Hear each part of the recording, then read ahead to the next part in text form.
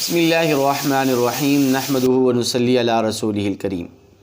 آج کی نماز تراویح سورہ آل عمران کی آیت نمبر 19 یعنی تیسرے پارے کے نصف سے لے کر چوتھے پارے کے ثلث تک کی آیات مبارکہ پر مشتمل ہے۔ اللہ تبارک و تعالی نے غزوہ احد اور غزوہ بدر کا تذکرہ فرمایا ہے۔ غزوہ بدر میں مسلمانوں کی تعداد صرف 313 تھی، ساز و سامان نہ ہونے کے برابر تھا۔ اس کے باوجود اللہ تبارک و تعالی نے مسلمانوں کو فتح اور کامیابی اور کامرانی عطا فرمائی۔ اسی غزوہ بدر کی شکست کا بدلہ لینے کے لیے کفار میدان احد کے اندر آئے۔ اللہ تبارک و تعالی نے وہاں بھی مسلمانوں کو کامیابی اور کامرانی عطا فرما دی تھی، لیکن مسلمان مال غنیمت اکٹھا کرنے میں جلدی کر گئے، جس کی وجہ سے وقتی طور پر وہ جو فتح تھی وہ شکست کے اندر تبدیل ہو گئی۔ آقا علیہ السلام کے دندان مبارک شہید ہوئے۔ آقا علیہ السلام کا خون اور لہو مبارک بھی اس غزوے کے اندر بہا ہے۔ تو بہرحال اس کے بعد اللہ تبارک و تعالی نے سیدہ مریم سلمہ اللہ علیہا کا تذکرہ فرمایا ہے۔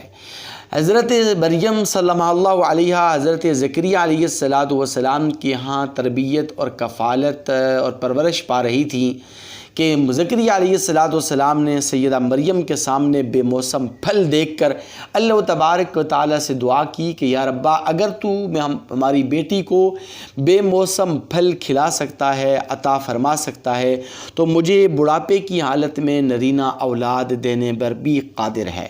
اللہ تبارک و تعالی نے ان کی دعا کو شرف قبولیت عطا فرمائی اور انہیں نرینہ اولاد کی نعمت سے نوازا۔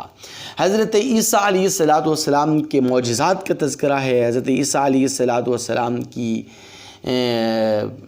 جو عظمت ہے وہ ان آیات مبارکہ کے اندر بیان فرمائی گئی ہے۔ ہم مسلمانوں کا یہ عقیدہ ہے، قرآن بھی کہتا ہے کہ حضرت عیسیٰ علیہ السلام کو زندہ آسمانوں پر اٹھا لیا گیا ہے، وہ قرب قیامت نازل ہوں گے، لیکن عیسائی آج بھی اپنے اس عقیدے پر بضد ہیں کہ حضرت عیسیٰ علیہ السلام کو سولی پر چڑھا دیا گیا۔ اس لیے اللہ تبارک و تعالی نے کفار کو بالخصوص اور بالعموم یہود و نصارہ کو اپنا دوست بنانے سے منع فرمایا ہے اور کہا ہے کہ جب بھی کسی کو دوست بناؤ تو ایمان والوں اپنے ایمان والوں کو ہی دوست بنانا، کافروں کو یہود و نصارہ کو اپنا دوست مت بنانا، یہ تمہارے کبھی بھی خیر خواہ نہیں ہو سکتے۔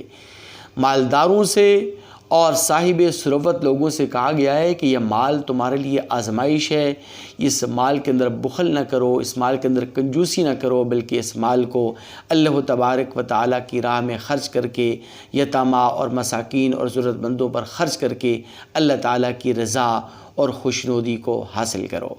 اللہ تبارک و تعالی نے پھر آخر میں ایمان والوں کو یہ حکم دیا ہے کہ یا ایھا الذین آمنوا اصبروا وصابروا ورابطوا واتقوا اللہ لعلکم تفلحون، کہ اے ایمان والو میدان جہاد میں ثابت قدم رہو، ثابت قدمی اختیار کرو، صبر و استقامت کا مظاہرہ کرو، آپس میں رابطے کو اور تعلق کو مضبوط اور آپس کے رابطے کو قائم اور دائم رکھو اور اللہ تبارک و تعالی سے ڈرو، تقوی اختیار کرو، تقوی اور پرہیزگاری والی زندگی اختیار کرو، اسی میں تمہارے لیے کامیابی اور دنیا و آخرت کی سرخروئی ہے۔